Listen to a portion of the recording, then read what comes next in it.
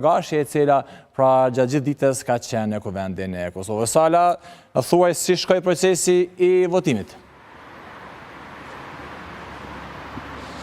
Po e filloi shkodrani kronologjikisht nga ora 17, kur edhe u bë thirrja për seancë të jashtëzakonshme për zgjedhjen apo për të diskutuar rreth një zgjedhje politike sa i përket çështjes së presidentit të Republikës së Kosovës. Diskutim ky që në fakt morë pjesë vetëm lëvizja vetëvendosje, pasi partitë opozitare vetëm e bojkotuan këtë seancë të thirrur nga kryeparlamentarja Albulena Agjiu. Më njëherë mori fjalën shefja e grupit parlamentar të lëvizjes vetëvendosje Arberien Agavci, e cila i bëri ftesë prap të marrin pjesë në seancën për presidentin partive opozitare, në këtë rast PDK-s, LDK-s e AK-s, e që të njëjtat nuk ju përgjigjen pozitivisht. Më pas mori fjalën edhe kryeparlamentarja Albulena Agjiu, e cila fajsoi drejt për së drejti opozitarët për, siç e quajë, një krizë institucionale në të cilën po hyn shteti i Kosovës. Më pas rreth 42 minuta folje edhe kryeministri Albin Kurti, foli në lidhje se si ka mbetur situata dhe si ka mbetur shteti pa president të Republikës së Kosovës, përmendi zgjedhjet e 28 dhjetorit, përmendi edhe zgjedhjet në të kaluarën, në të cilën tha se qytetarët vetëm e kanë zgjedhur në këtë rast lëvizjen vetëvendosje për të udhëhequr shtetin e tyre, e që nuk lapa përmendur normal edhe për vetë temën për të cilën është thirrur seanca pikërisht për presidentin, ku akuzoi partitë opozitare që po dojnë kompromise politike partijake, e në këtë rast lëvizja vetëvendosje do kompromis për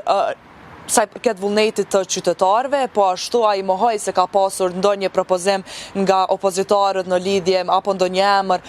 për presidentin e ri. E mohoi totalisht se ka pasur propozim nga Lidhja Demokratike e Kosovës emrin e Vjosa Osmanit, ish presidentin e cila sipas LDK-s donte edhe një mandat ta kishte ajo, e që në këtë rast foli edhe zëvendës kryeministri dhe ministri i punëve të jashtme Glauko Njufca, foli po të njëjtat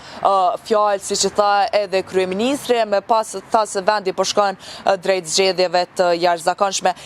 Nuk arrit asnjë, le të themi, konsensus që të ketë parti politike, partitë opozitare në seancë, më pas le të themi 30 minuta pasi përfundoi seanca e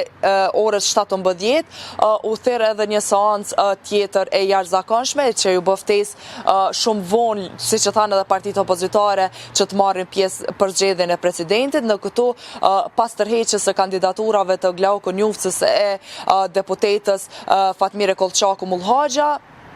u kandiduan dy